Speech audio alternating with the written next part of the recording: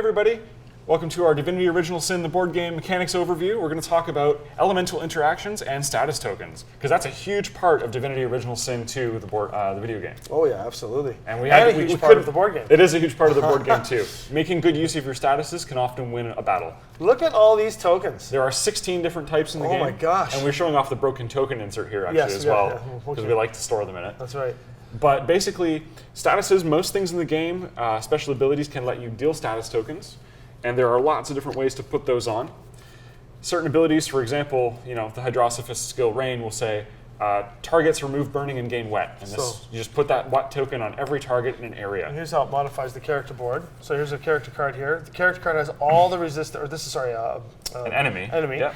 All the enemy stats are on the side here. When you put the status token down, you can see the modifications that it makes. And similarly on a player board, it's got the same row, but you just put the status token beside it. And it tells you what your modifications are. Yeah. So when you do the math there, you figure it all out. You can actually find out what your modifiers are when you're rolling dice. Now, so most statuses will change your basic stats a little bit, but they will also have interactions with other stats. So for example, with the wet token, and it's actually, the tokens themselves are really handy cheat sheets that have the entire information on them. Even on the back. The back has the full text explanation, the full rule for the status. Yep. But the front also has short form icons to remind you about things. So with wet, if you take air damage, you also stun the target. Which is stunned right here, and tells you what stun does.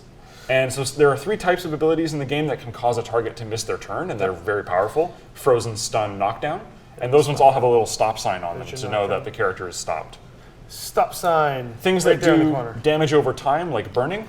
If you're burning, you take 2 damage at the start of every one of your turns. Poison, you take 2 damage at the start of every turn. Yeah. Bleeding, you take 2 damage at the start of every turn. Yeah, you don't want 3 different dot effects. That's terrible. Slow gives you -2 AP and has additional effects such as enemies can't move and attack. They can move or attack, which is fantastic when you're kiting them around the board. Or invisible, you just can't be targeted at all. Sundered takes 2 of everything. It's a cool little symbol here for Sundered actually, because it's, what do you call it? It's got that rainbow symbol. Yeah, it's all resistances are -2. So your armor's just shattered and you're bad at defending now. Now make sure you read the back of your tokens, because they give you the cheat sheet, and that's important because the status effects are a key thing to the Divinity universe. For example, water resistance -2, fire resistance +2, which is visible right there. But it also says when hit by air, gain stunned, which you can see right here.